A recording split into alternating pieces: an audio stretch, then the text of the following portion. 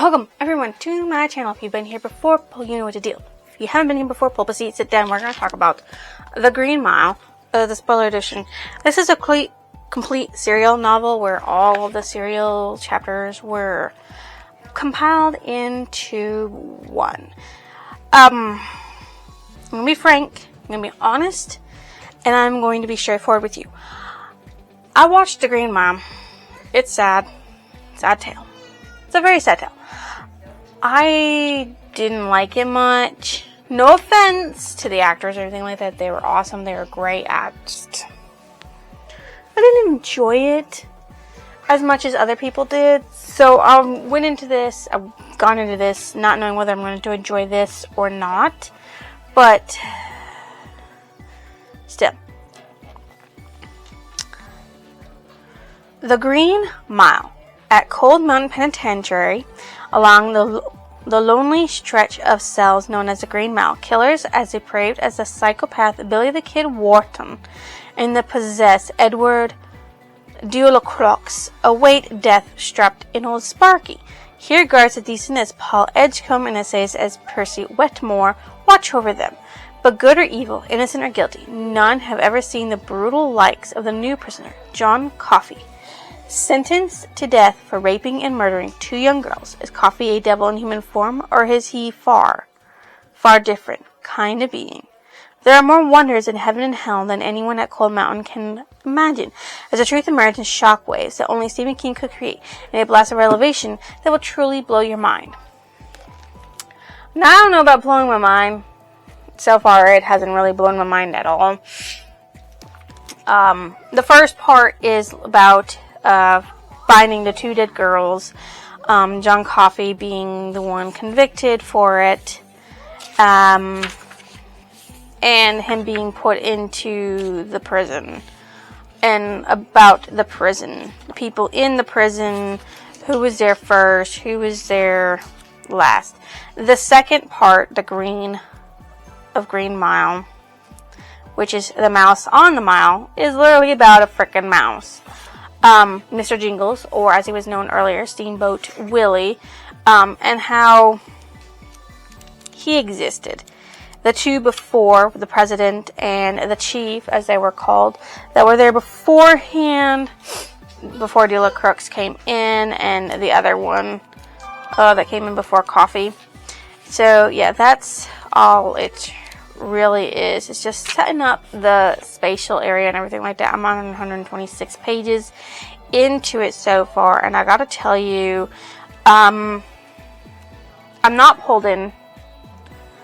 I'm really not seeing it the way most people do, and I don't really know. So unless something picks up and ticks up and pulls me in better, maybe part 3 Coffee Cans, because that is a good chunk of the thing.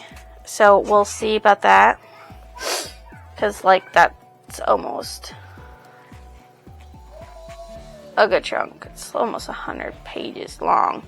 Maybe that will be more satisfying and give me more of what I'm looking for from The Green Mile, which is the sadness that comes with it. Because I mean, like,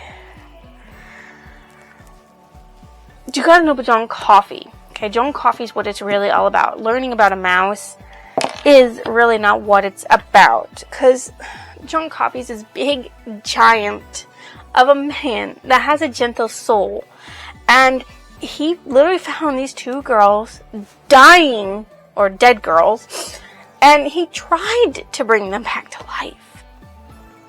And he couldn't. And he wailed about it. And they thought he did this deed. This terrible, terrible deed. This gentle giant. And he didn't. He was just like, I tried to take it back, but it was too late. And when he says that, he means he tried to take back their deaths. But he was too late in finding them and bringing them back to life. And that's the sad part of it all. I want to get to that. I mean, yes, Paul Edgecombe has a urinary tract infection that's going to get worse, and it's going to end up almost taking his life, and John Coffey's going to cure him. And it's going to be sad that he has to kill John Coffey's life, because John Coffey is actually an innocent fucking man. But I want that. I want that. And so far, part 2 of it is just not doing it for me. It's just about a mouse. Yes, the mouse plays a part and a role in it. Yes, I know that the mouse gets stepped on, and John Coffey brings the mouse back to life, and they're all wondrous about it because they all thought that he was dead. The mouse, at least. Yes, I get that. I really, really fucking do. But we don't need the backstory of the fucking mouse and how dear and near he came to be with them, at least in my opinion. I want to get to John Coffey. I want to get to the real important meat of it. I want to get to the reason why The Green Mile is such a good fucking movie that I didn't really like. Because, I don't know how the first and the second part really caught any traction for people.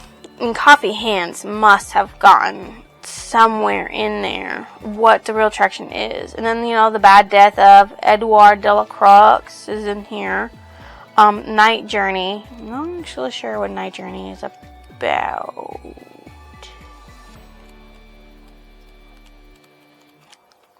Then Coffee on the Mile, which is the sad one, because, he actually walks the mile and dies.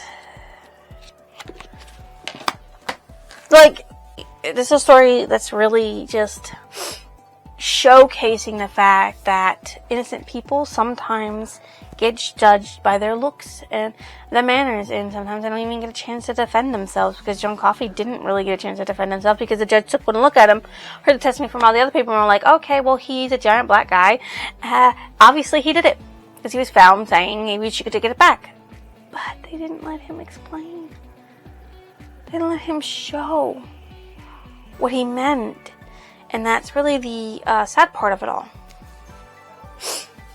So, yes. I don't know if I'm going to DNF this book or not. I'm hoping I don't, because I really don't want to DNF another Stephen King book. I like Stephen King, and I like his writing. Well, his writing, not him. Because there's some things that he's posted on the net that's just out there.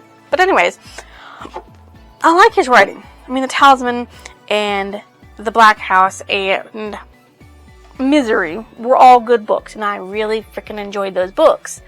And I want to enjoy more of his books. And if you haven't noticed, I do have several freaking more. Let's see. We have, of course, all of 7 of The Gunslinger. So I'm hoping that's good. The Dark Towers. So I'm hoping the Dark Tower series is extremely good, because I have all 7 books. I bought all 7 books. Technically, I had to buy 2 through 7, but hey. Then I have Mr. Mercedes, Gerald's Game, The Bag of Bones, Cujo, Everything Eventuals, Dolores, Christine, and of course, The Stand. I'm hoping I like them, something out of them. That'll give me a reason to buy more Stephen King, because I do want to buy Pet Sematary, because I heard it's about vampires, which is right up my fucking alley. So, yes, we're hoping beyond hopes that Stephen King doesn't fail me for some more books, because I'm going to read all the Stephen King books I have, but we'll see. We'll see. Anyways, I'll see you in the next clip about this. Okay, so I read more of The Green Mile for you guys. And where we left off, we were talking about a mouse. The last 2 parts of this is not about the mouse on the mile. It's about the new dude, William, what's his name? Wharton. It's about William Wharton coming in. And what he did when he came in.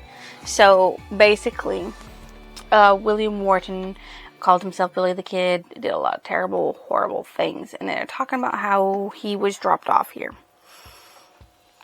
I also talked about that Delacroix trained Mr. Jingles to do tricks with a spool and other things. Make him a circus mouse.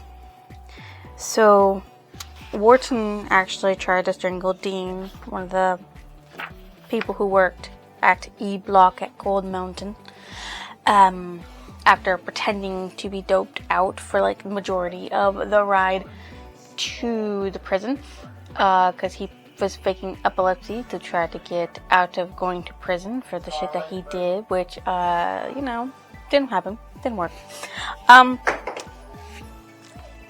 Our main character, Paul Edgecombe, who is the first person narrator of this, sat there and pulled out his gun and went to go confront him about it, and couldn't shoot because he put Dean in the way between them. And then for some reason it skips to the present where he's writing this, and it's because he couldn't sleep, had gone downstairs to watch some TV, and he watched a movie that reminded him of William Wharton and everything that he did. So we had a discussion with his then wife Elaine, because apparently Jane is dead, and went back upstairs to go to sleep, but he didn't, because he could stop thinking about the movie that he watched and William Wharton and what he did when he went screaming, "Ain't this a party now, is it or what?" So one of the guys, Harry, sits there and screams for another guy named Percy, who's an asshole, to hit Wharton, but he doesn't. Instead, Brutus, who's another guard there, comes up behind, hits him with a baton, knocks him out, and he gets put into the cell. So while they're trying to figure out if he was going to live or not, he was sleeping like a fucking baby. That also, the part where they skip to the present is the beginning of Coffee Hands, which is where we actually get into the whole tale of what coffee can do. And basically, of course, throughout this, it has been talking about the fact that he has a urinary tract infection, and it's extremely painful. Like, it tapered off and now it's like back, and it's extremely fucking painful, and he's been holding it off and trying not to show that he has it. So Jean Coffee goes, I just want to help, could you come inside and let me help you? Delcar says that Jingles and Mr. Jingles don't want him to go in to the cell because he thinks this place is crazy. What happens is that John Coffee grabs onto Paul Edgecombe and cures him of his urinary tract infection, and then spews it out into tiny black insects that turn white and disappear.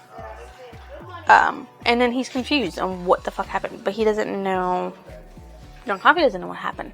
He just knows he can do it, and that he did it, and that he helped. And then he's like, oh, I don't have to pee no more.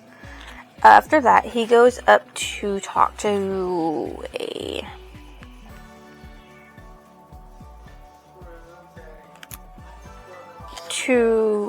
I think it's a newspaper. The details intellectualer, yeah, so I think that's what's intelligencer, to talk about Coffee and what they found out about him, which apparently was not a lot. He just appeared out of nowhere, did a few jobs here and there, and then they caught him with 2 little girls, and he doesn't remember what he did last week when the week begins. So they're like, yeah. And the dude, like, the way he talks about John Coffee, he compares John Coffee to a dog, which is terrible. As if we had a dog, he was the nicest can be dog, and then he snapped one day and bit my son's eye out, and we probably would have killed him if I hadn't been there, because I just killed him. My dog is just like John Coffee. John Coffee could never do this again, but he did this. He just snapped and killed these 2 little girls. He took the opportunity, saw it, and did it. And Edgecombe's like, I don't feel like that's the whole truth. I don't feel like that's who he is, because he just cries because it's dark outside and he doesn't like the dark, and he's miserable and he's just crying all the time, and he's just this big old teddy softy. And he also cured me of my urinary tract infection, and he doesn't know how or why that happened. So that's where I'm at. Chapter 5 and part 3. So Coffee Hands. I will probably finish. I'll finish tomorrow, and then I'll have started into the Bad Death of Edward de la Croix.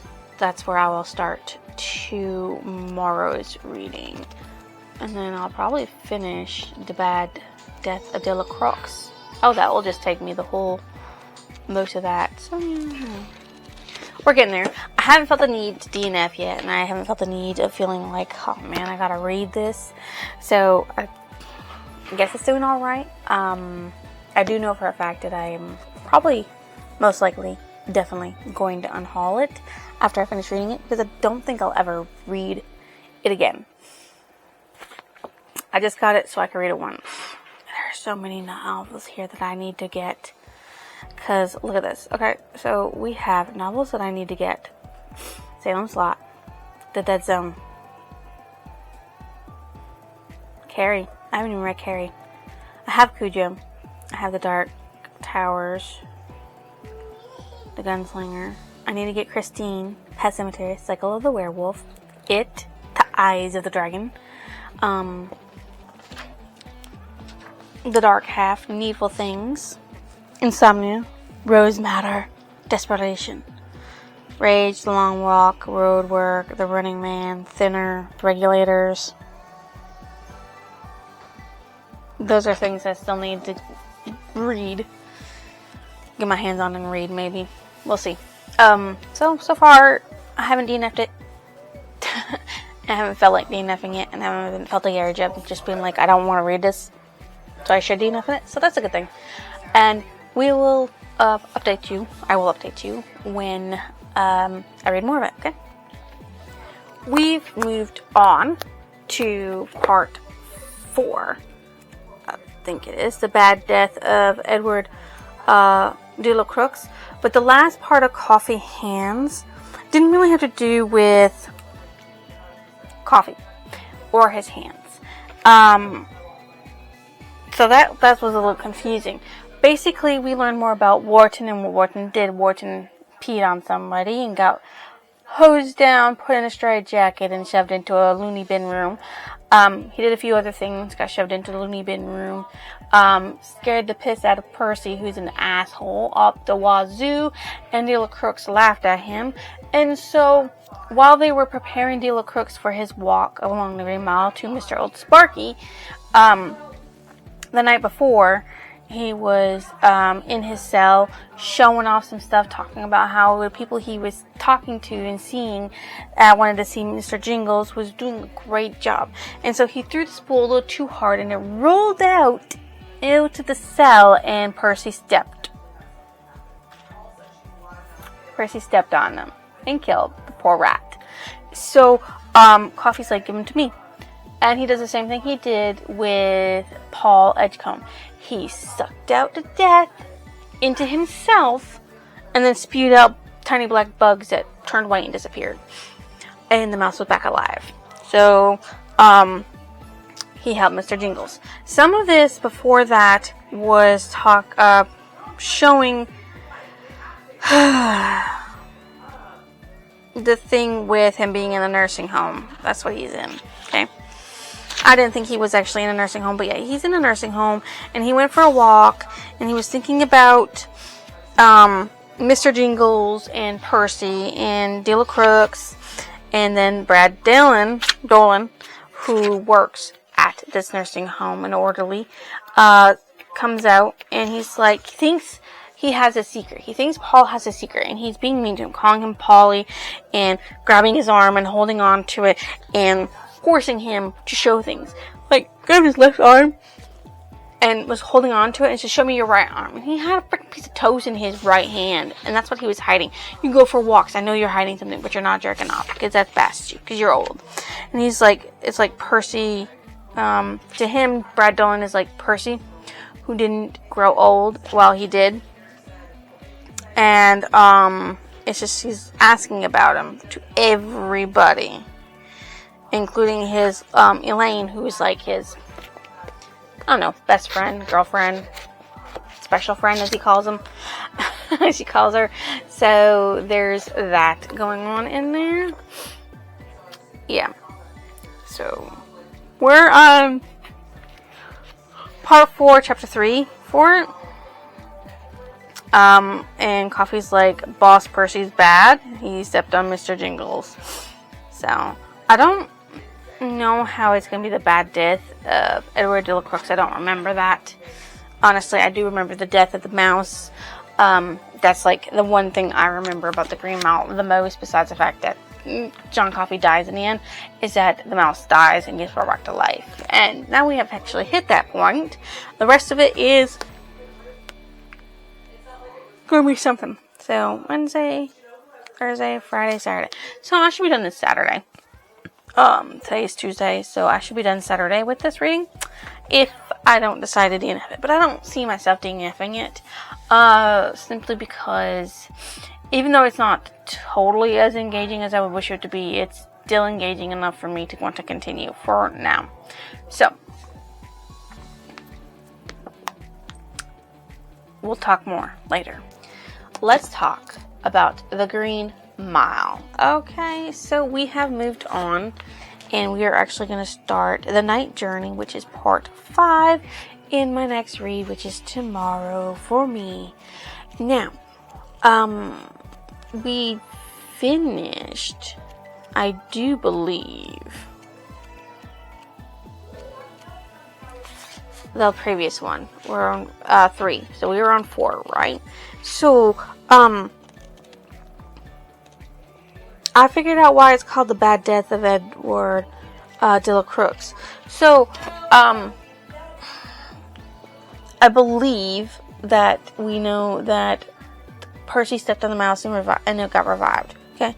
So, they confronted Percy about this and said, oh yeah, the mouse survived, the mouse is good. And he was like, no, it had to be a different mouse. It can't be the same one.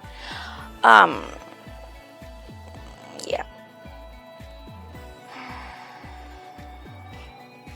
They said to him, say, you need to put in, you're going to be up front with this murder, this execution, and then you're going to put in a transfer, and then you're going to leave, and we're never going to talk about this shit ever again. Or we will make your life miserable in a simpler way, by letting you deal with Wild Billy Wharton. Now, I don't blame him for not wanting to deal with that. That's just ridiculous. Okay? So, they, had prepared for it. They brought him down, and they executed him. Now, there's a sponge that is supposed to be wet to help pass electricity through the body in a safer manner, which does not fry the face and other things, other parts of the body. And through the practice runs that they had been doing, the sponge was obviously dry because there was nobody there to do it on. And Percy puts the dry sponge on de la Crooks, and it's too late to stop the execution. Things start going, and the guy fries, and he actually burns. And he's screaming, and he's hollering, and it's more painful because of that. And then it goes on to talk about how Paul invites his co-workers, Dean and Brutal, over to talk about the miracle they saw, which is the mouse coming back to life, and how he thinks that it can be used to cure, I believe their warden's wife, who is sick with cancer in the brain, and she's changed. So that's what they're talking about, is Paul wants to use coffee to heal the woman, their warden's wife, because she's dying, and he wants coffee to heal, and he believes coffee will do it, and believe coffee won't pose a problem. But then they have to figure out how to get him there. So they devised taking Dean's truck, I believe, or is it Harry's truck? Harry, Dean, and Brutal are there. Okay, never mind. So, Harry says he can use my truck. And then there's like, you don't think he did it, do you, Paul? No. I'm positive he's innocent. And then he's like, how in the name of Jesus can you be? There are two things. One of them is my shoe. I don't know what that is, but that's in the next part. I'm hoping where Night Journey is, where they go to save that woman, whose name I forgot, because she's not really all that important until now. And then the Coffee on the Mile. So I've only got like 3 days of reading left to do, which I'm happy for. So that way I can move on. So far I haven't felt like the need to DNF this, which is good. Anyways, I will see you guys in the next clip. Okay, we are down to only 2 days left after today of reading The Green Mile by Stephen King. And for that lovely, wonderful thing, we started back off with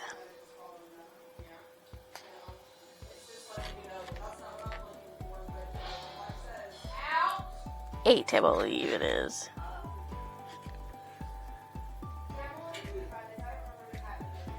No, I don't know where I stopped off at. What I do know is that they talk more about what it is. Where?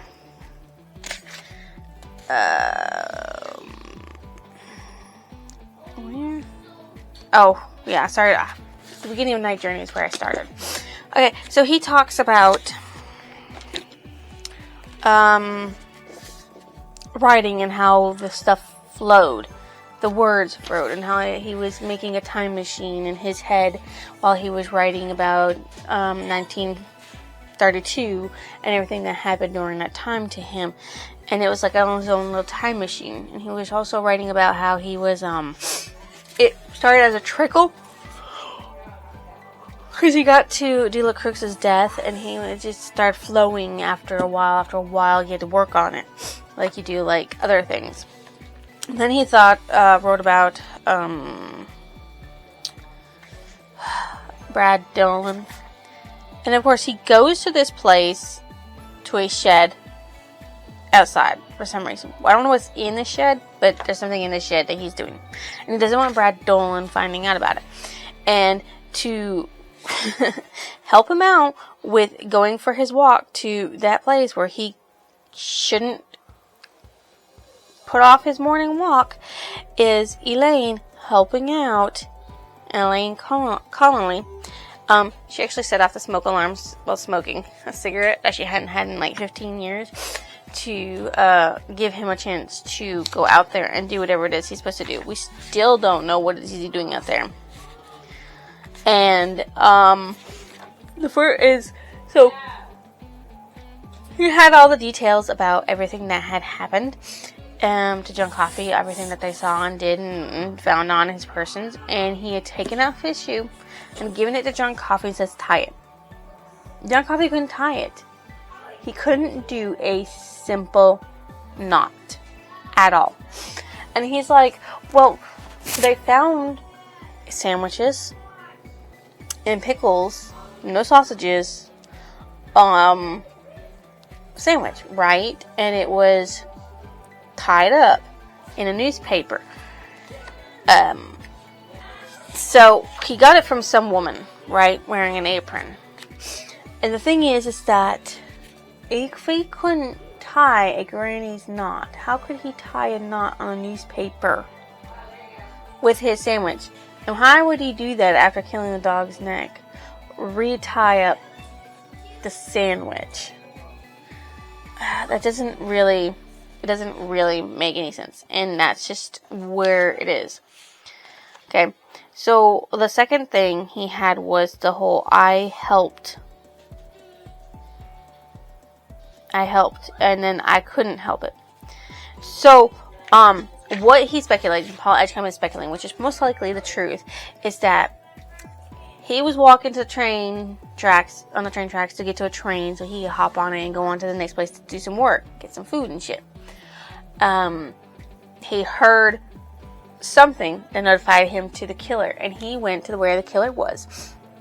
And he tried to bring the girls back, and then he dragged them somewhere else because he was afraid the killer was going to come back and maybe kill him. And he realized in this new place that he couldn't bring these girls back to life. He couldn't do it. They were too far gone. The killer, of course, was already long gone. And the way he figured out that the way it was is, remember in the beginning where they talk about how these dogs were split. They wanted one to go one way and one wanted to go the other way. Well, when they gave the 90 to the Cooney dogs, they wanted to go the other way instead of the other way. But the thing is that the Coonies were tracking the killer. The other dogs were tracking the girls. So if they had gone after that way, they would have found the killer, which was probably some white dude. But of course, they probably wouldn't think it's a white dude anyways, because, you know, back then, if you have a black fur person, they were automatically going to be the ones that were going to be charged with a crime, which is stupid and I think illegal, because Lord knows I know some good people that are black and I don't really give a shit, okay? And so he's like, that's what I think happened. And I think that's actually what happened too. And the reason why he was saying I couldn't help it, I couldn't stop in time, there was nothing there, is because he couldn't bring them back to life because they were dead. Because remember when he was talking about the mouse, give it to me while there's still time. So there's a time crunch on his thing where he's only a certain amount of time where he can do something. So then they plan. They plan for this. They plan it, and well. So they drug Wharton. Okay, they drug him to go to sleep. And they put Percy in a straitjacket and put him down into the restricted room. So that way they can do what they need to do without any of them getting in the way. And they tell Percy that the reason why they're doing it is because the way he killed Del Crooks, which is plausible in so many fucking ways, because what he did to Del Crooks was just terrible. And Wharton is just out cold. So he's like, we're going for a ride, Coffee is. But they didn't tell him that. And so they go for a ride.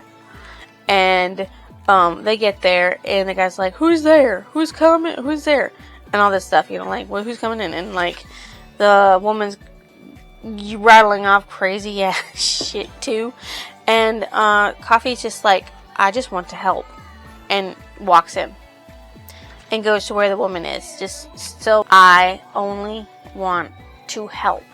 Which is what he wants to do. The only thing he wants to do is help the lady out, because she's dying and he wants to help her from it. And he just knew that he was going to this lady to help her out without anything being said about it. And these guys, Brutus, Harry, and Dean, and Paul, they all know straightforward that this is an innocent man that will be given the old Sparky. And there's absolutely nothing they can do physically at this moment without revealing the fact that he just likes to heal people and he's dumb as a dumb brick. Coffee is dumb. Dumb beyond dumb. That's just the way it is. And they have to live, or they do have to live, with the fact that John Coffey will die at the end of this. And there's nothing they could have done, nothing they couldn't do, and nothing that will ever have changed the fate of John Coffey. Because he was black, and he was big, and they saw him as a brute, and they saw circumstantial evidence, they saw shit that didn't match up, and they just made it match anyways. Oh, well, he had a sandwich. Where's the sausage? Obviously, you had to have sausage in there. And you obviously had to tie it back up. And since you're big and strong, you could break a dog's neck to make it quiet. And of course, obviously, these girls are not going to be able to get away from you. And the only thing he wanted was just help people. To help. That's it. He's just got this ability to heal. And he doesn't know how he does it. He just knows he can. And that's all he wants to do, is to help people out. And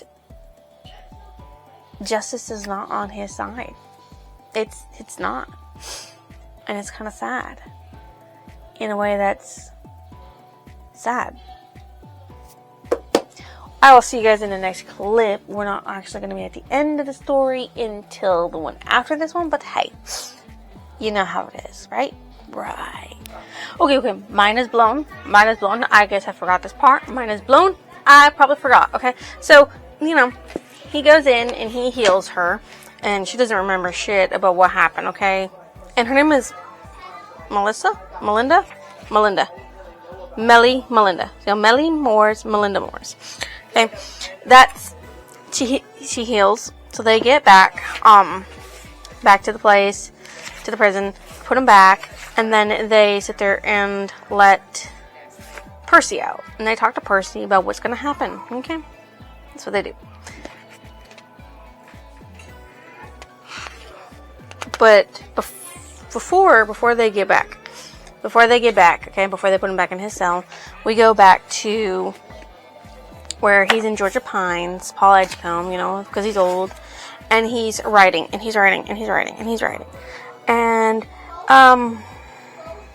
it gets really late, I guess, because he's just writing, and he doesn't stop until, like, morning time, I guess. I don't know. Morning again. So he doesn't stop until, like, morning time when Brad comes in. And Brad's like, I missed you on your walk, Polly, so let's talk. And he's trying to steal the papers that he's writing. And, of course, Paul's not letting him have them. And then Elaine jumps in and says, leave him alone. And he's like, I don't want to hear you ever call him Paul again. His name is Mr. Edgecombe. And I can promise you that your days of employment here at Georgia Pines will end, Mr. Dolan. And he's like, who do you think you are? And she's like, I think that I'm the grandmother of the man who is currently Speaker of the Georgia House of Representatives. A man who loves his relatives, Mr. Dolan. Especially his older relatives. So she's threatening him with the loss of his job if he doesn't leave Paul alone. Completely and utterly. Which is, go her. And he wants to show her when he's done writing everything and she's done reading it all, what he's doing out there in that shed. I don't even remember what he was doing out there in the shed. So, then we get back to the past where they're bringing him in and then they're talking to Percy. And Percy goes up to John Coffey, and John Coffey actually spills out the sickness that he took from Melinda to Percy, which drives him a little crazy in the head. And he walks over and he shoots Wharton. Okay, so that's what he does. He just ends Wharton's life. And then he just walks away. And so there's a lot of inquiry on that, about what happened, how it happened, and Percy's just like, oh, because he's got the illness Melinda had, and it's just terrible. Terrible. So he does go to Briar Ridge. But I don't know if it's like in a completely sound mind or if he's just there in the whole mentally incapable story. So they talk to, he goes home, Paul goes home, and he talks to his wife about it and explains things to her. And then she's starting to think that there's some things up, right? Of course, the warden is all about it, and he's like, Warden Hal's like, talking about it, and we find out that through him telling his wife Janice about it, that he lied to Hal to make sure that Hal didn't know everything about how Coffey did something to Percy, but that, Percy just went crazy. And she's just like trying to piece together something that nobody else has pieced together, because when they were leaving to go to Melinda, Wharton had grabbed Coffey and had sent some things to him. And Coffey looked shocked about it. And at the very end of that talk, it connects in Paul's mind. Of course, with all the stuff going on and everything, he can't do nothing because there's an investigation for like 2 fucking weeks. But he's like, okay, I figured some things out. So, I'm pretty sure Rob McGee and Mrs. McGee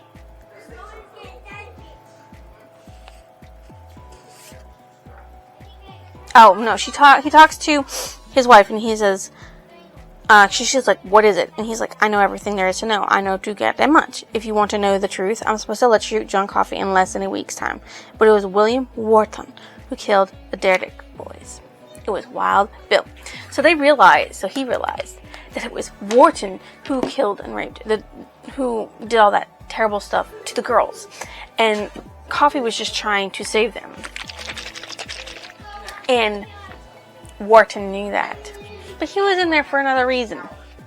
Probably several, but still. More than one reason. So it's just like a little oof on my face. And I just had to get on here and let you know about that because it was just wowed me.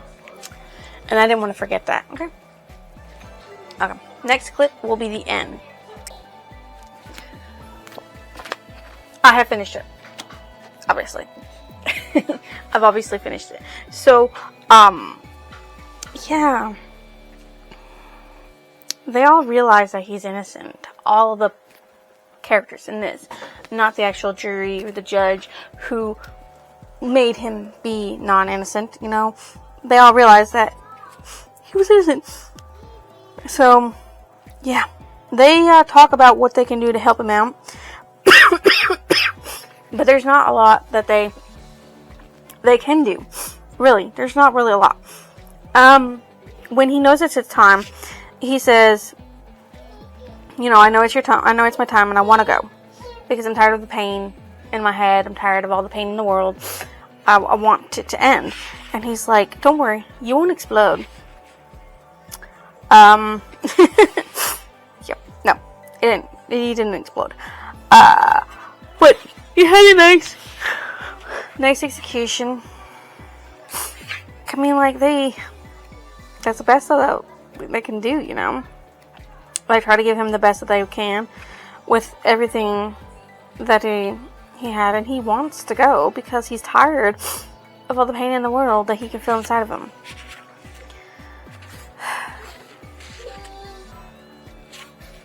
In the future, Elaine and him talk, and it's, she read what he had already wrote, and she's like, Paul, you speak in here as though you had 2 grown children in 1932. Not just 1, but 2. If you didn't get married to your Janice when you were 12 and she was 11, something like that. He was born in 1892. He's 104 at the time that he wrote all this. And she's like, holy shit. And he's like, yeah. He extended my life quite a bit. Quite a fucking bitch. Yeah. So, you find out what's going on in the shed.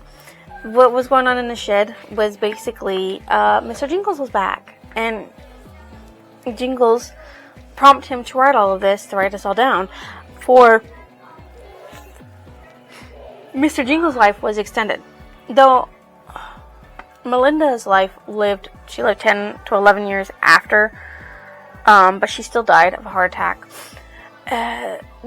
Him and Mr. Jingles lived for a very long time. The mouse lived for 60 some odd years, and he lived to be 102 because he was 40 when he wrote about this. And he could still do events and everything like that, but Brad finds him, unfortunately. And Brad's like, oh Lord, all this stuff, you know, now they're telling me, you know, and they're like, oh, I'm not gonna touch him, that's a dead rabbit.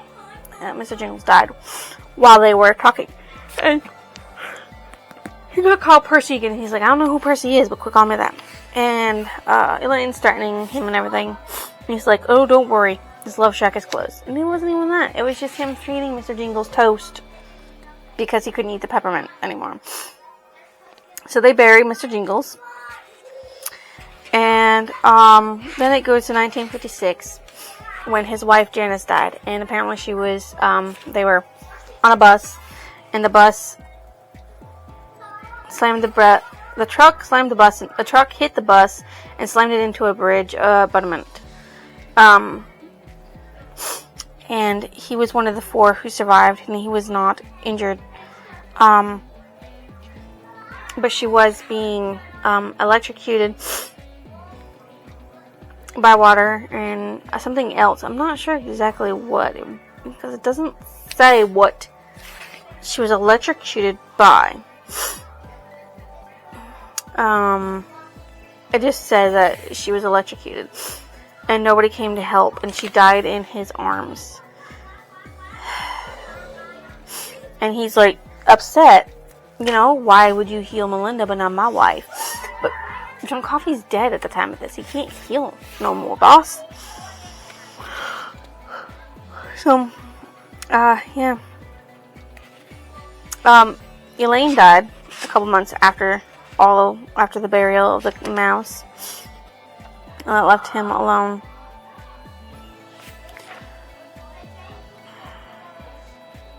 It's kind of sad.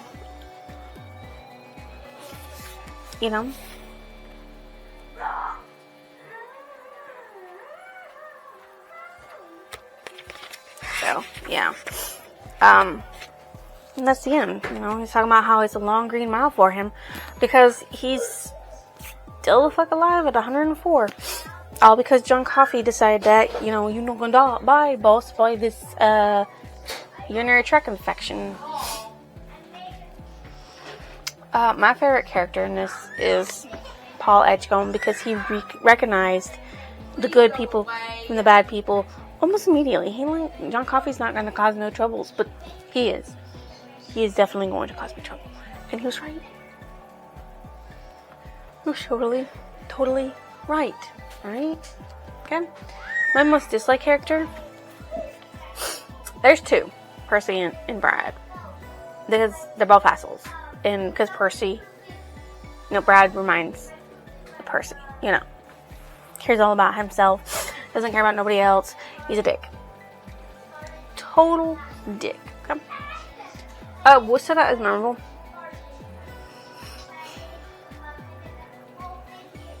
All the people who deserve to walk the Green Mile and meet old Sparky, Wharton didn't. And that's like true evil that didn't repent for nothing that he didn't get to serve the justice that he deserved.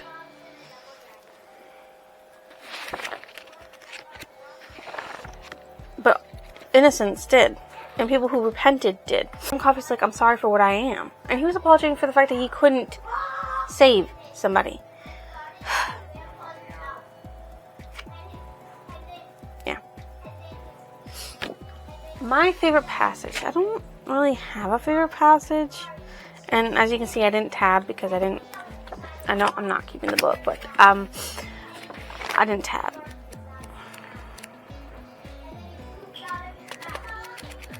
I guess my favorite is I helped. For quote. I helped, didn't I? Because that's all John Coffey wanted to do, was to help. Oh, what did I thought about the end of the book?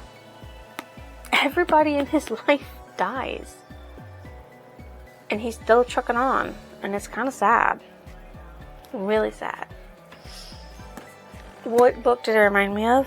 The Green Mile. What book did it remind me of? Book. Book that I have read that it reminded me of. Because I read a lot of stuff. Nothing in my library. Nothing in my library is what it reminded me of. If it did, I can't think of it immediately. This is a standalone. Of course, it was serialized. It's a serial novel, so these were all done in parts, posted separately in like a newspaper subscription or a magazine subscription or something before it's compiled into a book, but it's still technically one book. So, standalone. I rate this actually a 3.5. And before you get at me, yes, I am going to unhaul because I don't think I'm going to reread this. I'm never going to have the urge to reread it. And the only reason why I read it was because it came out of my TBR jar. So, that's it.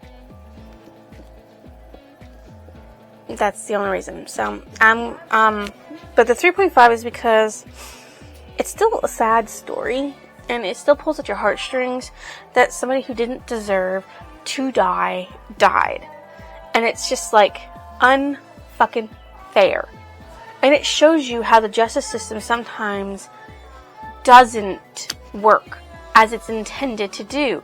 Then again, in 1932, they didn't have the ability to do the DNA to find out whose ejaculation was inside children. Because if that was the case, he would have been declared immediately. And back then, yes, our country was negative towards African Americans and wasn't very fair to them back then. So there's that. So I'm wondering now, well, I know Stephen King wasn't that old, but why is he always writing his books in the past? Like, this happened in 1939 and towards the present. Whatever.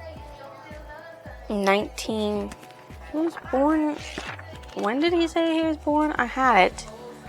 I read it, but I don't remember now. But I can find it. 92. So this happened he was writing this in 1996. In 1996 is when he was writing this. And the stuff that took place is in 1932. There's 100 years, right? Yeah. Yeah. So that's like... Now that doesn't make sense. Does it? I'm bad at math. Anyways. More modern times when he was writing this.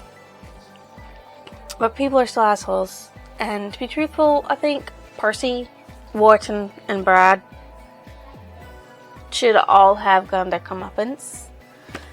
Wharton got his comeuppance not in the way he should have, and Percy got his comeuppance not in the way he should have either. And Brad didn't even get any. But he should have. He should have. He should have. So that is the end of Stephen King's The Green Mile. If you guys think I deserve a like, comment, and your lovely subscription, why don't you go ahead and drop it down below. I will see you next illusion.